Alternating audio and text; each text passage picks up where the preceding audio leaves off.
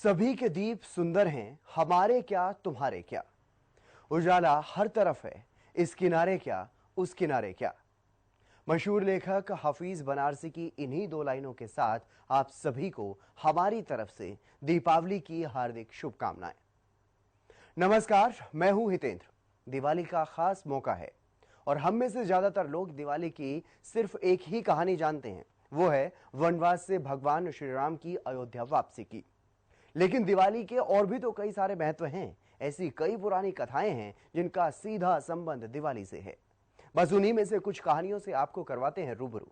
आप देखते रहिए हमारा ये खास कार्यक्रम कहानियां दिवाली की। दिवाली हिंदुओं के सबसे लोकप्रिय त्योहारों में से एक है। इसे हिंदी कैलेंडर के हिसाब से कार्तिक महीने में मनाया जाता है, जो अक्टूबर नवंबर के बीच में पड़ता है। दीपावली संस्कृत भाषा का शब्द है जिसका अर्थ है दीपों की पंक्तियां। दीपावली बुराई पर अच्छाई की जीत का प्रतीक भी है। इस दिन लोग धन और समृद्धि की देवी लक्ष्मी की पूजा करते हैं। यूं तो भारत में सभी धर्मों के लोग इस त्योहार को बड़ी ही धूमधाम से मनाते हैं, लेकिन विशेष रूप से दिवाली का त्योहार हिंदू, सिख और जैन बौद्ध धर्म के लोग बड़े उत्साह के साथ मनाते हैं। हिंदुओं में तो यह त्योहार 5 दिनों तक मनाया जाता है। संक्षेप में आपको बताते हैं हर दिन का महत्व।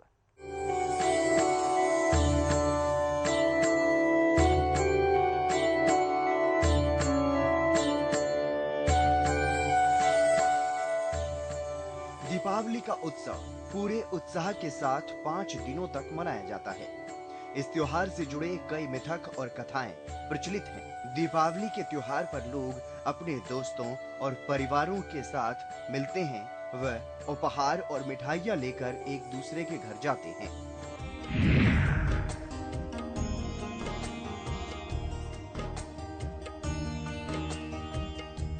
5 दिनों तक चलने वाले दीपावली के उत्सव की शुरुआत धनतेरस से होती है। कई दिनों तक साफ सफाई के बाद लोग धन की देवी लक्ष्मी की पूजा करते हैं और उनसे आने वाले साल के लिए सुख समृद्धि का आशीर्वाद मांगते हैं। साथ ही धन के देवता कुबेर की भी पूजा की जाती है। इस दिन सोने के आभूषण और नए बर्तन खरीदना शुभ माना जाता है। दीपावली पर देवी लक्ष्मी के साथ साथ गणेश देवता की भी पूजा की जाती है, जिन्हें शुभ शुरुआत का प्रतीक माना जाता है। पूजा के बाद लोग पटाखे फोड़ते हैं, पकवान परोसे जाते हैं और उत्सव मनाया जाता है। हालांकि दीपावली पर पटाखों की वजह से होने वाले शोर और वायु प्रदूषण के बारे में अब लोग जागरूक हो रहे हैं। अब पर्यावरण के लिए सुरक्षित और शांत दीपावली मनाने का चलन भी शुरू हो चुका है।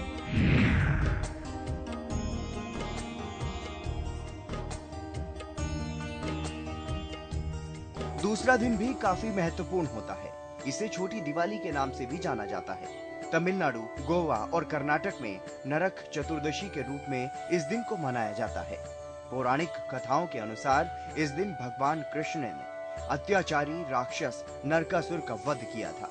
लोग इस दिन त्योहार के लिए खाने के सामान, खास तौर पर मिठाइयों की खरीदारी करते हैं। इस दिन लोग नए कपड़े पहनते हैं, दोस्तों, रिश्तेदारों और कारोबार से जुड़े लोगों से मिलते हैं और एक दूसरे को उपहार भी देते हैं।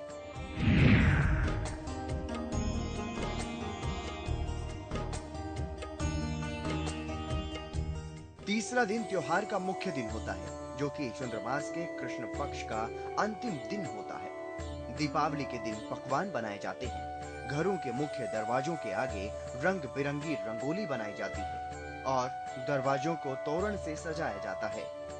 रात को मिट्टी के दीप जलाए जाते हैं, जो इसे सही मायनों में रोशनी का त्योहार बनाते हैं। आजकल छोटी छोटी रंग बिरंगी लाइटों का भी चलन है, जो घरों को और भी रंगीन कर देती है, खूबसूरती में 4 चांद लगा देती है। तो वहीं दीपावली के दिन कुछ लोग ताश भी खेलते हैं।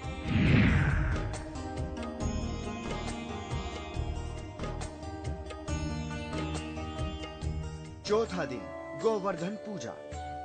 दीपावली के अगले दिन को उत्तर, पश्चिम और मध्य क्षेत्रों के कुछ समुदाय गोवर्धन पूजा के रूप में मनाते हैं। ये दिन भी भगवान कृष्ण को ही समर्पित है, जिन्होंने भगवान इंद्र के क्रोध की वजह से हो रही लगातार बारिश और बाढ़ के प्रकोप से चरवाहों और किसानों को बचाने के लिए गोवर्धन पर्वत उठा लिया था। इसीलिए इस दिन को गोवर्धन पूजा की परंपरा है। इस दिन अन्नकूट बनाया जाता है। इस खास पकवान को बनाने के लिए उपलब्ध सभी सब्जियों और मसालों का इस्तेमाल किया जाता है। इसे दोस्तों और परिवार के लोगों में बांटा जाता है। ऐसा माना जाता है कि गोवर्धन के नीचे भगवान कृष्ण ने सभी से खाने पीने के जो भी सामान उपलब्ध थे उन्हें एक दूसरे के साथ बांटने के लिए कहा था। इससे एक समुदाय के रूप में इकट्ठा हुए लोग भूख से लड़ने में सफल हुए और इस मुश्किल घड़ी का सामना किया।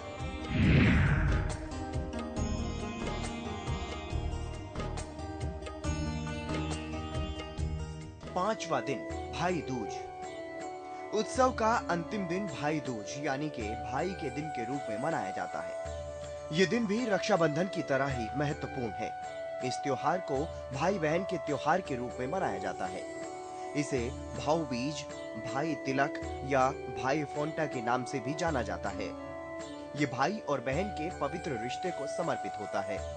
बहन अपने भाई के माथे पर तिलक लगाती है, वहीं भाई अपनी बहन को उपहार देकर अपना प्यार जताता है।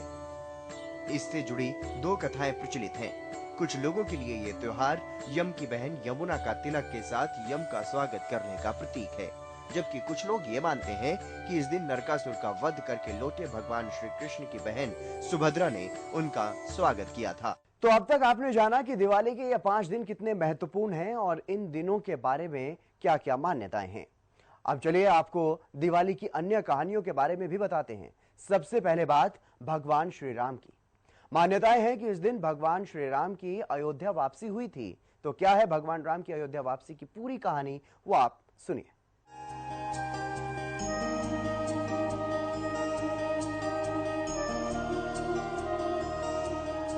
जब भी दीपावली का त्योहार आता है या कभी जिक्र होता है तो बात होती है भगवान श्री राम की। हमारे मन मस्तिष्क में एक ही नजारा उभर कर सामने आ जाता है। मर्यादा पुरुषोत्तम भगवान श्री राम का वनगमन और असत्य पर विजय, फिर सकुशल अयोध्या वापसी। कथा कहानियों के अनुसार जैसे ही भगवान श्री राम अयोध्या नगरी में प्रवेश करते हैं तो माहौल जश्न का होता है। जैसा उत्सव उस वक्त मनाया गया होगा, हम लोग बस वैसा सोचने की कोशिश मात्र करते हैं। हालांकि कुछ चौपाइयों में क्या खूब वर्णन किया गया है उस खास मौके का। जासु विरह सोचहूं दिन राती, रटूं निरंतर गुणगन पाती। रघुकुल तिलक सुजन सुखदाता, आयो कुशल देव मुनि त्राता। रिपुरन जीती सुजस सुर गावत, सीता सहित अनुज प्रभु आवत। सुनत बचन बिसरे सब दुखा, तृषावंत जिमे पाई पीयूषा। जिसका सामान्य अर्थ यह है कि जिनके विरह में आप दिन रात सोचते रहते हैं और जिनके गुण समूहों की पंक्तियों को आप निरंतर रटते रहते हैं, वो ही रघुकुल के तिलक, सज्जनों को सुख देने वाले और देवताओं तथा मुनियों के रक्षक राम सकुशल आ गए हैं। अगली चौपाई में लिखा है कि शत्रु को रण में जीतकर सीता और लक्ष्मण सहित प्रभु श्री राम आ रहे हैं। देवता उनका सुंदर यश गा रहे हैं। ये वचन सुनते ही भरत सारे दुख भूल गए, जैसे प्यासा आदमी अमृत पाकर प्यास के दुख को भूल जाए। फिर आगे ये भी बताया गया है कि भगवान श्री राम के छोटे भाई भरत हर्षित होकर यानी खुश होकर अयोध्या में आए और उन्होंने गुरु को सब समाचार सुनाया। फिर राजमहल में खबर पहुंचाई गई कि रघुनाथ कुशल पूर्वक नगर को आ रही हैं। खबर सुनते ही सब माताएं दौड़ने लगी। भरत ने प्रभु की कुशल कहकर सबको समझाया। नगर निवासियों ने ये समाचार पाया तो स्त्री पुरुष सभी हर्षित होकर दौड़ पड़े अपने भगवान श्री राम के स्वागत के लिए। दही, दूब, गोरोचन, फल फूल और मंगल के मूल नवीन तुलसी दल आदि वस्तुएं सोने की थालों में भर भर कर हथिनी की सी चाल वाली सौभाग्यवती स्त्रियां गीत गाती हुई चली। इस बारे में अयोध्या के रामलला के मुख्य पुजारी आचार्य सत्येंद्र दास जी ने भी बताया कि कैसे भगवान राम का स्वागत अयोध्या वासियों ने किया था। दीपावली जो है वो तमसो माँ ज्योतिर्गमय, प्रकाश आवे और अंधकार दूर हो। तो जहाँ पर भी यह दीप उत्सव मनाया जाता है, विशेषकर भगवान राम के विजय के पश्चात अयोध्या वासियों ने उनके स्वागत में यह दीप प्रज्वलित करके और उनका स्वागत किया था भगवान राम के आगमन का। उसमें माता सीता भी रहीं और लक्ष्मण जी थे और राम जी थे। तीनों जब विमान से उतरते हैं और अयोध्या वासियों को पता चलता है तो सबसे प्रथम उनकी जो स्वागत है, सम्मान है कि हमारे प्रभु इतने दिनों के बाद वनवास से लौटे हैं और विजय करके आए हैं, इसलिए हम दीप प्रज्वलित करके और उनका जो है मणिमाणिक्यों से दी हुई नहीं है कि केवल दिया जला दिया हो तेल छोड़ करके, बल्कि उन लोगों ने जो अयोध्या के लोगों ने स्वागत किया था वो मणिमाणिक में प्रकाश होता है। उनको थाल में सजा करके जो अयोध्या की नारियां रहीं वो भगवान के सामने उपस्थित होती हैं और उसी से उनकी आरती उतारती हैं और सभी अयोध्या के लोग यह अपने अपने घरों में उसी उत्सव के रूप में दीप का प्रज्वलन करते हैं, दीप जलाते हैं। 14 वर्ष वनवास और उसके बाद भगवान श्री राम अयोध्या लौटे थे। नगरवासियों ने भगवान राम के लौटने की खुशी में उस वक्त जो दिवाली मनाई होगी, वैसी दिवाली क्या आज हम लोग मना पाते हैं या नहीं, ये तो मालूम नहीं, लेकिन तब से ये दिन हर साल बड़ी धूमधाम के साथ मनाया जा रहा है। और इस बार तो ये दिवाली अयोध्या में और भी खास है, क्योंकि अब भगवान राम के मंदिर का निर्माण लगभग पूरा हो चुका है। दिवाली से एक दिन पहले छोटी दिवाली मनाई जाती है, लेकिन इस दिन का क्या महत्व है, इस बारे में बहुत ही कम लोगों को पता होता है।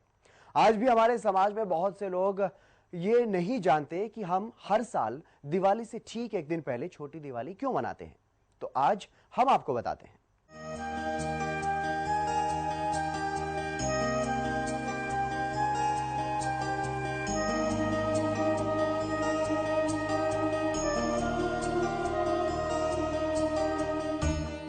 छोटी दिवाली को यम दिवाली या नरक चतुर्दशी भी कहा जाता है। इस दिन लोग अपने घरों में यम देवता के नाम का दिया घर के बाहर दक्षिण दिशा में जलाते हैं। कहा जाता है कि ऐसा करने से घर में सुख समृद्धि आती है। लेकिन छोटी दिवाली को मनाने की सबसे बड़ी वजह कुछ और ही है। दरअसल हिंदू पौराणिक कथाओं के अनुसार नरकासुर नामक एक राक्षस जो काफी बलशाली था, उसने इंद्रदेव को भी पराजित कर दिया था। देवी देवताओं व ऋषि मुनियों की बेटियों का हरण कर उन्हें बंदी बनाया हुआ था, यानी चारों तरफ त्राहिमाम मचाया हुआ था। कोई भी देवता उसका वध नहीं कर पा रहा था।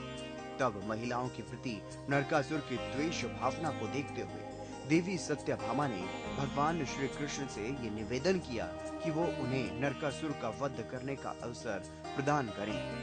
दरअसल नरकासुर को वरदान प्राप्त था कि उसकी मृत्यु केवल एक महिला के हाथों ही हो सकती है, और इस काम को करने के लिए सत्यभामा को भगवान श्री कृष्ण का साथ मिला।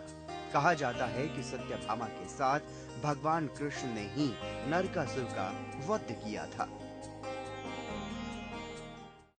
श्री कृष्ण भगवान को ये ज्ञात हो गया एक बार जब वो द्वारिका में बैठे थे अपने महल में, तो उनको ये ज्ञात हुआ कि भमासुर नाम का एक असुर है, अर्थात पृथ्वी देवी का पुत्र है, पृथ्वी पुत्र है, और उसने 16,000 राजकुमारियों को, सुंदर राजकुमारियों को बंदी बना रखा है। इतना ही नहीं कि उसने वरुण की छत्री भी छीन ली है, देवी अदिति के कुंडल भी छीन लिए हैं। देवी अदिति देवताओं की मां है, और मणि पर्वत भी छीन लिया है, और उनको जबरदस्ती बंदी बना करके, इनको छीन करके वो अपने राज्य में लगा हुआ है, जिसे कहें त्रिलोकी का राज्य हो गया, कहें कि तीनों लोकों में राज्य हो, उसका अपना राज्य चल रहा है। साथ में उसका एक सेनापति और है जिसका नाम है मूल, 5 सिर वाला वो सेनापति भी है। उसके महल की पूरी तरह से रक्षा करता है, जो कि बिल्कुल अविजयी प्रतीत हो रहा है, और लंबे समय से वो सोया पड़ा हुआ है, क्योंकि उसे ये ज्ञात है कि मेरे ऊपर कोई आक्रमण नहीं कर सकता है, तो निश्चिंत होकर के वो अपनी नींद में है।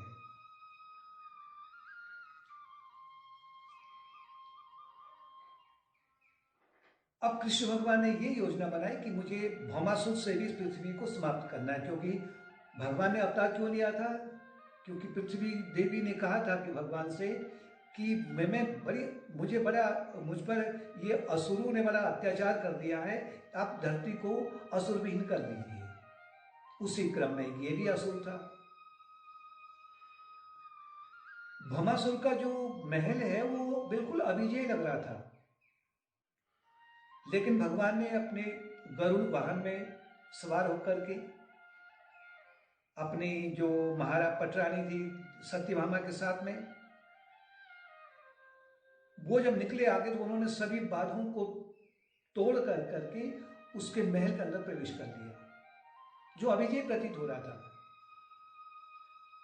सबसे पहले सेनापति था, उसकी सेना का जो सेनापति था मुर, वो जैसे कृष्ण भगवान ने वहां शंख ध्वनि की तो मुर घबरा के उठा। सोया पड़ा था लंबे समय से, हड़बड़ाहट के जब उठा तो गहरी नींद से, तो वो जान नहीं सका कि ये इतने लंबे समय से कौन ऐसा आया है कि जो मेरे महल में आया हुआ है या राजा के महल में आना चाहता है। भगवान ने तुरंत ही उस मुर को क्षण भर में समाप्त कर दिया। जब मुर मारा गया तब से कथा कहती है कि भगवान कृष्ण का एक नाम मुरारी भी कहा गया है, हे गोविंद हे मुरारी। मुर को मरा देख करके अब भौमासुर भी दुखी हो गया, मतलब थोड़ा बहुत वो भी हड़बड़ाया, तो उसने भी भगवान कृष्ण को आक्रमण कर दिया, भयानक आक्रमण किया, भयानक युद्ध किया उसने। किंतु भगवान ने सत्यभामा से प्रेरित होकर के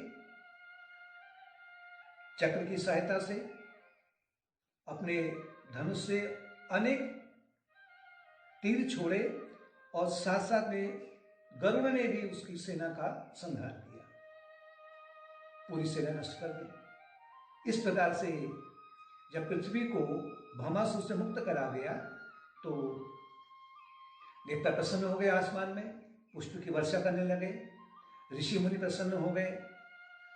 और कहा जाता है कि उस दिन भी दिवाली मनाई गई थी। दिवाली मनाने का एक कारण ये भी है, लेकिन इसका जो अभी गहन अध्ययन है उसको अध्ययन को करें। इस तरह नरकासुर का तो वध हो गया और उसने जिन लड़कियों या महिलाओं को बंदी बनाया हुआ था, ऐसी करीब 16,000 लड़कियों को वहां से आजाद किया गया। लेकिन इतने समय से नरकासुर की कैद में रह रही स्त्रियों की आबरू पर लोग सवाल उठाने लगे। इसलिए उन सभी स्त्रियों को समाज में सम्मान और मान्यता दिलाने के लिए भगवान श्री कृष्ण ने सभी स्त्रियों को अपनी पत्नी के रूप में स्वीकार कर लिया। मान्यता है कि नरकासुर की मां ने ये घोषणा की कि उनके पुत्र की मृत्यु को किसी शोक के दिन के तौर पर ना मनाया जाए, बल्कि एक उत्सव के रूप में मनाया जाए। इसलिए इस दिन को छोटी दिवाली के रूप में मनाया जाता है। क्या आप जानते हैं कि यह पर्व सिख समुदाय के लिए भी बहुत खास है? सिख धर्म के लोग भी इस त्योहार को धूमधाम से मनाते हैं।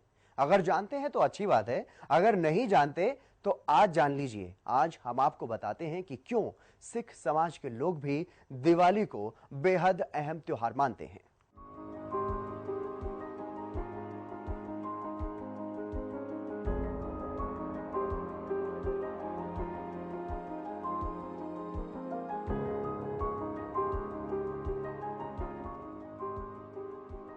सिख धर्म के लोगों के लिए दिवाली का त्योहार उतना ही खास होता है जितना हिंदू धर्म के लोगों के लिए।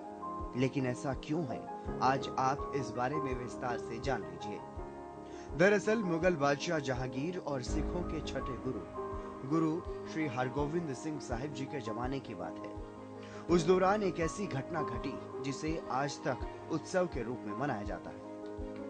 मुगल बादशाह जहांगीर ने सिखों के छठे गुरु हरगोविंद सिंह साहिब को ग्वालियर के एक किले में कैद किया हुआ था, जहां पहले से ही 52 हिंदू राजा भी कैद थे। जब गुरु हरगोविंद साहिब जी को उनके साथ बंद कर दिया गया तो वहां पहुंचने के बाद हिंदू राजाओं ने उनका आत्मीय सम्मान और आदर सत्कार किया।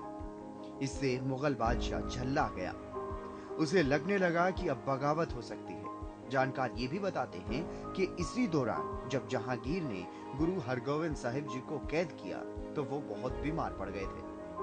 काफी इलाज के बाद भी जब बादशाह ठीक नहीं हो रहा था, तब बादशाह के काजी ने उसे सलाह दी कि वो इसलिए बीमार पड़ा है क्योंकि उसने एक सच्चे गुरु को कैद कर लिया है और अगर उन्हें ठीक होना है तो गुरु साहिब को रिहा करना ही होगा।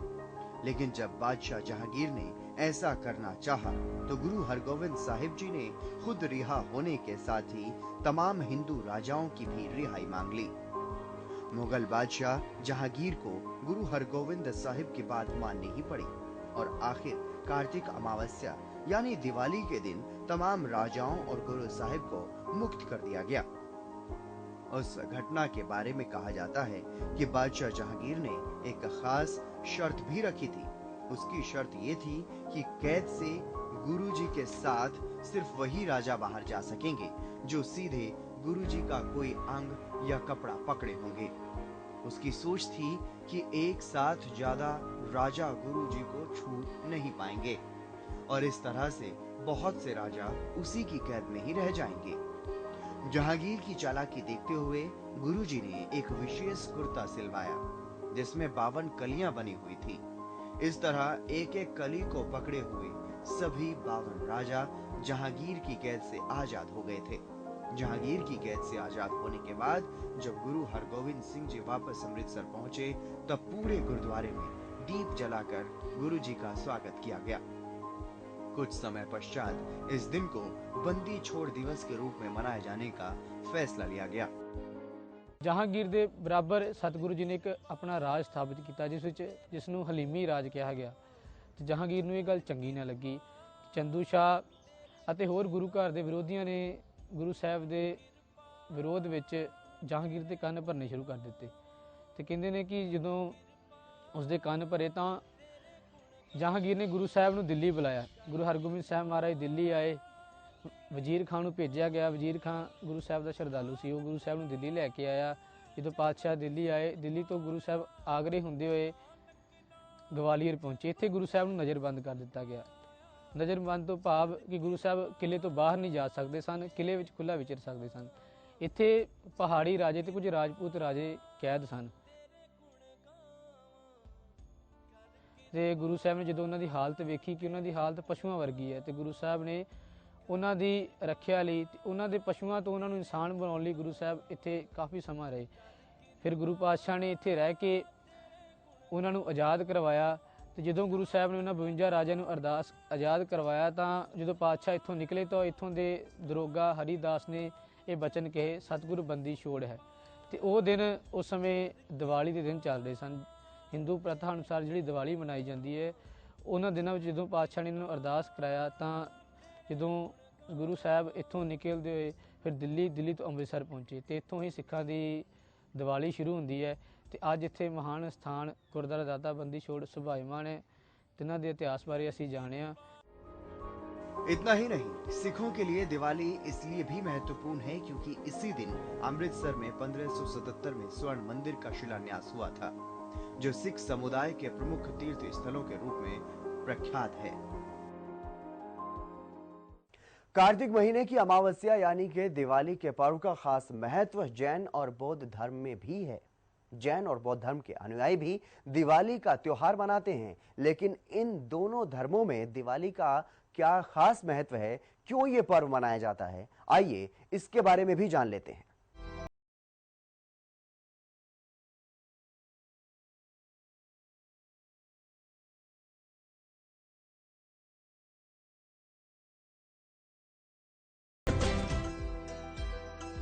बौद्ध धर्म और जैन धर्म में भी दिवाली का खास महत्व है, लेकिन इन धर्मों के लोग इसलिए दिवाली नहीं मनाते कि इस दिन भगवान राम अयोध्या वापस लौटे थे, बल्कि बौद्ध धर्म के लोग तो इसलिए दिवाली मनाते हैं कि इस दिन गौतम बुद्ध अपनी जन्मभूमि कपिलवस्तु में 18 वर्षों के पश्चात वापस लौटे थे। बौद्ध धर्म की मान्यताओं के अनुसार जब गौतम बुद्ध कपिलवस्तु वापस आए तो वहां के स्थानीय निवासियों ने लाखों दीप जलाकर उनका स्वागत किया था।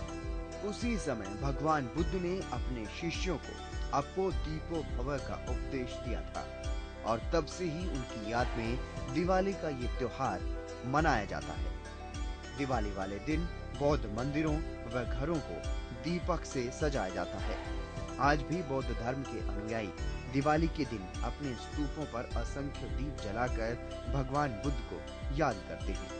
तो वहीं इतिहासकारों की माने तो जैन धर्म के 24वें तीर्थंकर महावीर स्वामी को इसी दिन मोक्ष मिला था। इसके लिए जैन धर्म के अनुयायी निर्वाण दिवस के रूप में दिवाली को मनाते हैं। साथ ही इस दिन 24वें तीर्थंकर महावीर स्वामी के प्रथम शिष्य गौतम गणधर को भी ज्ञान प्राप्त हुआ था। तो कहानियां दिवाली की इस खास कार्यक्रम में हमने कई कहानियों को जाना और समझा कि दिवाली की क्या कुछ कथाएं हैं, कहानियां हैं और क्यों अलग अलग धर्मों में इस त्योहार का इतना महत्व है। आज के इस खास कार्यक्रम में बस इतना ही। नमस्कार, शुभ दीपावली।